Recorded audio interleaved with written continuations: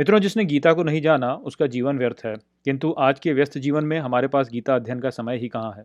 आपकी इस समस्या के समाधान के लिए इस चैनल पर प्रतिदिन प्रातः 6 बजे क्रमानुसार गीता के एक श्लोक पर वीडियो लाया जाता है। केवल 5 से 10 मिनट के हमारे वीडियो को प्रतिदिन देखकर आप संपूर्ण गीता का अध्ययन पूरा कर सकते हैं। चैनल को सब्सक्राइब कीजिए और घंटी के आइकन को दबा दीजिए। हर सुबह 6 बजे वीडियो आपके लिए उपलब्ध होगा। कीजिए अपने दिन की शुरुआत भगवत गीता के श्लोक के साथ।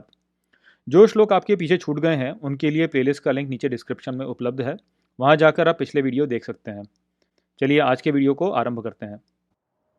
नमस्कार मित्रों। भगवत गीता का दूसरा अध्याय हमने समाप्त कर लिया है। तो आज के वीडियो में मैं आपको भगवत गीता के दूसरे अध्याय का संपूर्ण सार प्रस्तुत करूंगा। तो भगवत गीता का जो पहला अध्याय था उसमें हमने देखा कि किस प्रकार से अर्जुन के मन में एक विषाद उत्पन्न हुआ। वो वास्तव में भ्रमित हो रहे थे क्योंकि उनके सामने दो स्थितियां खड़ी हुई थी जो कि उनके मन में एक द्वंद्व उत्पन्न कर रही थी। एक ओर तो उन्हें दिख रहा था कि उन्हें कुरुक्षेत्र में युद्ध करना चाहिए क्योंकि उन्हें धर्म की स्थापना करनी है, और दूसरी ओर उन्हें दिख रहा था कि ये जो युद्ध है उसमें उन्हें अपने प्रियजनों की ही हत्या करनी पड़ेगी। तो इस कारण से उनके मन में एक शंका का भाव उत्पन्न हुआ। उन्हें लगा कि यदि वो ये युद्ध करते हैं तो वो अपने प्रियजनों की हत्या कर देंगे, और अपने प्रियजनों की हत्या करके वो वास्तव में अपने कुल धर्म का विनाश कर देंगे, और कुल धर्म का विनाश यदि वो करेंगे तो उनको पाप लगेगा और वो नरक को प्राप्त होंगे। तो ये जो शंका उनके मन में उत्पन्न हो रही थी, इसी को लेकर उन्होंने श्री कृष्ण से फिर प्रश्न किया।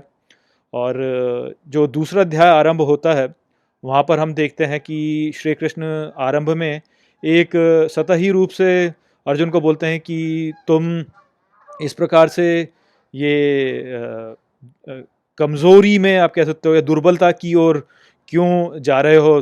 तुम्हें खड़े होना चाहिए और तुम्हें युद्ध करना चाहिए। किंतु केवल इतना कहना अर्जुन के लिए पर्याप्त नहीं था। अर्जुन के मन में विषाद फिर भी चल ही रहा था। तो फिर श्री कृष्ण ने अपने उपदेश आरंभ किए। तो आरंभ करते से ही श्री कृष्ण सबसे पहले अर्जुन के मन में जो एक भ्रम है उसको समाप्त करने की ओर ध्यान केंद्रित करने लगे, और उन्होंने वास्तव में अर्जुन को जो ये संसार है उसको ठीक से देखने का जो दृष्टिकोण है वो प्रदान किया। तो वास्तविकता ये है कि हम सभी लोग वास्तव में इस संसार को ठीक प्रकार से देखते नहीं हैं। हम ये सोचते हैं कि हम हमारा शरीर है और हम हमारा अहंकार हैं, और ये जो स्वयं के शरीर से और अहंकार से पहचान होती है ये वास्तव में हमारे लिए बहुत सी समस्याएं उत्पन्न करती है। क्योंकि हम अपने अहंकार से पहचान बनाते हैं तो हम वास्तव में इस पूरे संसार से भिन्न हो जाते हैं और एक इकाई ऐसी बन जाते हैं जो कि सीमित है, और जो इस पूरे संसार से अलग है। तो क्योंकि इस प्रकार का विचार हमारे मन में आता है, इसी कारण से फिर हमारे मन में द्वंद्व उत्पन्न होता है, क्योंकि सब कुछ हम नहीं होते हैं, हम केवल एक छोटी सी इकाई हो जाते हैं।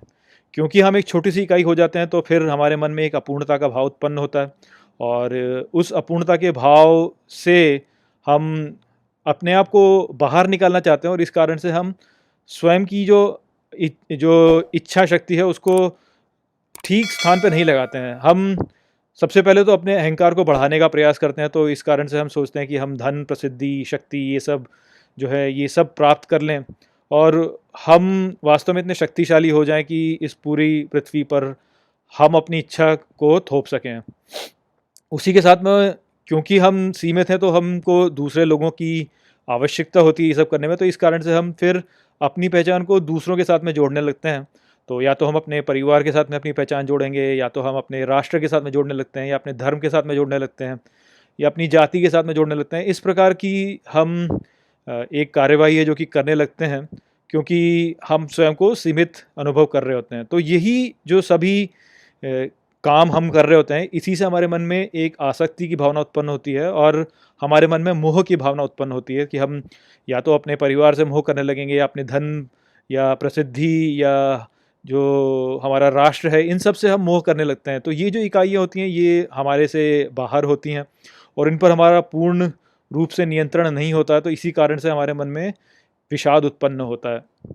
तो श्री कृष्ण जो है वो इसी भ्रम को सबसे पहले नष्ट करते हैं अर्जुन के मन में, और वो ये कहते हैं कि तुम जो ये सोच रहे हो कि तुम हो वो वास्तव में तुम नहीं हो। कोई भी ऐसा समय नहीं था जबकि तुम नहीं थे, मैं नहीं था, ये सारे राजा नहीं थे। अर्थात तुम तुम्हारा शरीर नहीं हो, बल्कि तुम वो हो जो कि स्थिर है, अचल है और इस पूरे ब्रह्मांड में व्याप्त है। तो वो फिर बोलते हैं कि तुम वास्तव में आत्मा हो, तुम तुम्हारा शरीर नहीं हो, और आत्मा जो है वो कभी मरता नहीं है। तो यदि तुम ये सोच रहे हो कि तुम इस युद्ध में इन सभी राजाओं को मार दोगे, तो वास्तव में ऐसा नहीं है। तुम केवल उनके शरीर को मारोगे।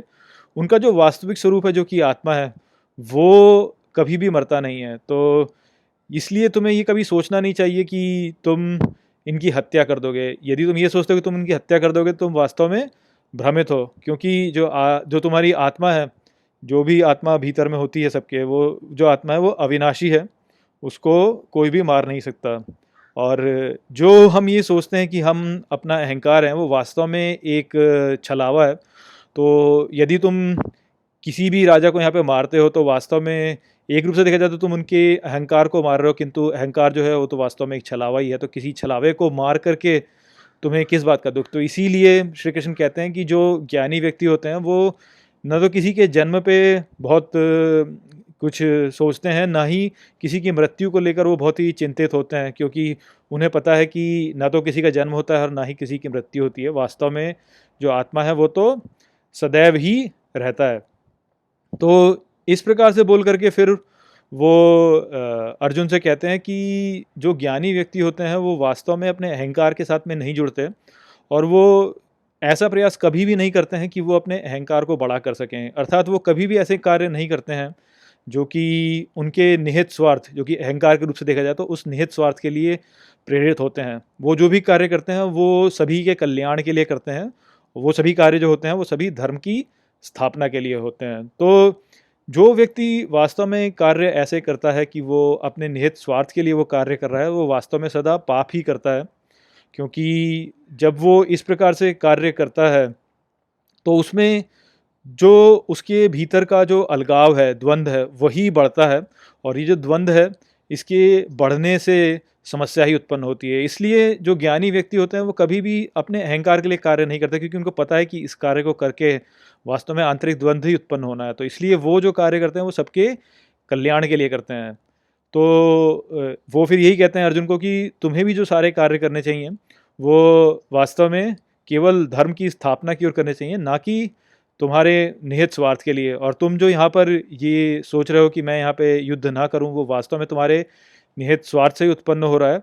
तुम्हारे को एक बहुत अच्छा यहाँ पे अवसर मिला है कि तुम को ये युद्ध करने को मिल रहा है कुरुक्षेत्र में, जहाँ पे कि तुम धर्म की स्थापना कर सकते हो। तो तुमको प्रसन्न होकर इस कर्तव्य को स्वीकार करना चाहिए और इस युद्ध में भाग लेना चाहिए। श्री कृष्ण अर्जुन को ये भी बोलते हैं कि यदि तुम इस युद्ध को नहीं लड़ोगे, तब तुम वास्तव में अधर्म कर रहे होगे, और अधर्म करने से तुम्हें पाप मिलेगा। और साथ ही के साथ जो योद्धा दूसरी सेना में है, जो कि अभी तुम्हें एक सम्मान की दृष्टि से देखते हैं, वो तुमको एक कायर समझेंगे और तुम्हारा ठट्टा मनाएंगे, तुम्हारे साथ में मजाक करेंगे और तुम्हारे बारे में अपशब्द बोलेंगे। तो इसलिए ये युद्ध करना तुम्हारे लिए बहुत ही महत्वपूर्ण है। श्री कृष्ण अर्जुन को कहते हैं कि तुम्हारे पास में तुम्हारा कर्म करने का जो अधिकार है वो तो है, किंतु उसके फल का अधिकार तुम पर नहीं है। तो इसलिए तुम इस बारे में सोच ही क्यों रहे हो कि जो तुम युद्ध करोगे उसमें उसका परिणाम क्या होगा? तुम केवल इस युद्ध को लड़ो और धर्म की स्थापना करो। यदि तुम इस युद्ध को जीत जाते हो, तो तुम्हें पूरा संसार प्राप्त हो जाएगा, तुम राजा बन जाओगे। और यदि तुम इसको हार जाते हो, तब भी तुम वास्तव में स्वर्ग को ही प्राप्त करोगे, क्योंकि तुमने जो कार्य किया होगा वो धर्म की स्थापना की ओर होगा। और जो भी कार्य व्यक्ति निहित स्वार्थ के लिए नहीं, बल्कि सबके कल्याण के लिए करता है, उससे जो संस्कार वो अपने भीतर उत्पन्न करता है, वो उसे स्वर्ग की ओर ही ले जाता है। तो इस प्रकार के संदेश हैं जो कि अर्जुन को श्री कृष्ण देते हैं। उसके पश्चात फिर अर्जुन जो है वो श्री कृष्ण से पूछते हैं कि जो ज्ञानी व्यक्ति होता है उसके लक्षण कैसे होते हैं। जो शब्द उन्होंने उपयोग किया था वो होता है स्थित प्रज्ञ, अर्थात जो व्यक्ति ज्ञान में ही स्थित है, जो व्यक्ति अपनी प्रज्ञा में ही स्थित है, वो व्यक्ति जो होता है उसके लक्षण कैसे होते हैं। तो फिर वहीं पर श्री कृष्ण अर्जुन को बताते हैं कि जो व्यक्ति स्थित प्रज्ञ है वो वास्तव में ऐसा होता है कि यदि उसके साथ में कुछ बुरा हो जाए तो वो उससे दुखी नहीं होता, और यदि उसे कुछ लाभ हो जाता है तो उससे वो बहुत अधिक सुखी नहीं होता। उसे पता है कि लाभ और हानि जो है ये तो आते हैं जाते हैं, ये सदा के लिए नहीं है, किंतु जो आत्मा हमारे भीतर है वो सदा के लिए है। और यदि हमें अपने जीवन में स्थिरता प्राप्त करनी है तो हमें इस आत्मा के साथ में ही अपना जुड़ाव करना होगा। और यदि हमें आत्मा के साथ में जुड़ाव करना है तो फिर हमें लाभ और हानि के बारे में नहीं सोचना है, हमें केवल संसार में कल्याणकारी जो कार्य हैं वो करना है। और बाकी जो हम अपने इंद्रियों द्वारा अनुभव करते हैं उनसे प्रभावित हमें नहीं होना है। जो व्यक्ति इंद्रियों से आने वाले जो अनुभव होते हैं उनसे प्रभावित हो जाता है वो वास्तव में भावनाओं में बह जाता है अपनी, और इसी कारण से वो फिर संसार में ही फंस जाता है। यदि तुम्हें इस संसार में नहीं फंसना है और संसार से बाहर रहना है तो तुम्हें लाभ हानि के बारे में नहीं सोचना है। तुम पूरे समय केवल ब्रह्मी स्थिति में रहने का प्रयास करो, जो कि वही स्थिति है जहाँ पर कि जो मन होता है वो एकदम शांत होता है और बाहरी प्रभावों से प्रभावित नहीं होता। तो यही कुछ संदेश थे जो कि यहाँ पर श्री कृष्ण ने अर्जुन को दिए। अब जो दूसरा अध्याय है वो हमने समाप्त कर लिया है। कल के वीडियो में मैं आपके समक्ष इस अध्याय को लेकर 5 प्रश्न रखूँगा। आप मुझे उनके उत्तर भेजिएगा और फिर वही जो हमने पहले किया था कि आप में से एक व्यक्ति को हम चुनेंगे और उसको हम भगवद गीता की एक कॉपी जो है वो प्रदान करेंगे। तो आशा करता हूँ कि मैंने जो भगवद गीता का दूसरा अध्याय है वो आपको अच्छे से समझा दिया होगा। चलिए इसी के साथ इस वीडियो को यहीं पे समाप्त करते हैं। नमस्ते। वीडियो को अंत तक देखने के लिए धन्यवाद। यदि आपको ये वीडियो पसंद आया हो तो इसको अपने प्रियजनों के साथ में साझा करें और इस ज्ञान को और फैलाएं।